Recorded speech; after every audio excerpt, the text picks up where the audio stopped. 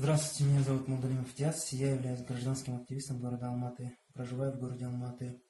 Хочу вам разъяснить ситуацию касательно моей жизни после публикации 27 марта видео, в котором я высказывал свое мнение, свою точку зрения касательно ситуации в нашей стране, каково сейчас живется нашему народу, какие трудности они испытывают.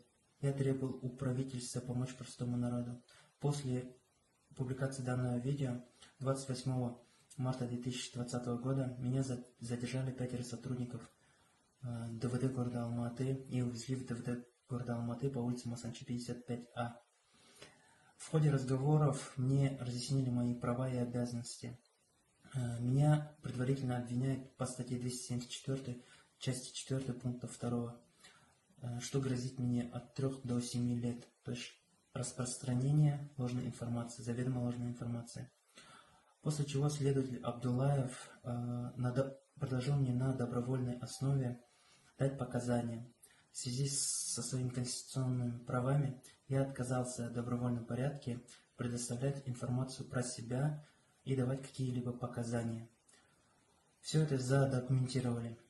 После чего определенные сотрудники, хочу вам разъяснить, что в кабинете, кроме следователя и меня, находились 3 оперативников, которые меня туда же привезли, дежурный прокурор и 2 гражданских, которые, по моему мнению, были комитетчиками.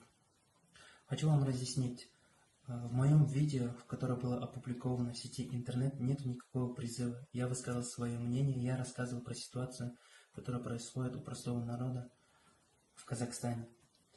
Всем спасибо, кто меня поддерживает. Для тех, кто сомневается в том, что я являюсь каким-то сотрудником, либо актером, хочу вам разъяснить, я никогда в жизни не служил в государственных органах. Я простой человек с простого народа. Я вижу данную ситуацию, я видел проблему, я показал механизмы действия, как можно помочь простому народу. Я от своих показаний, от своих убеждений не отказываюсь. Большое спасибо тем людям, которые во время моего задержания выставили челлендж «Руки прочь от Молдалимова Диаса», которые поддерживали меня всему народу. Вместе мы добьемся справедливости.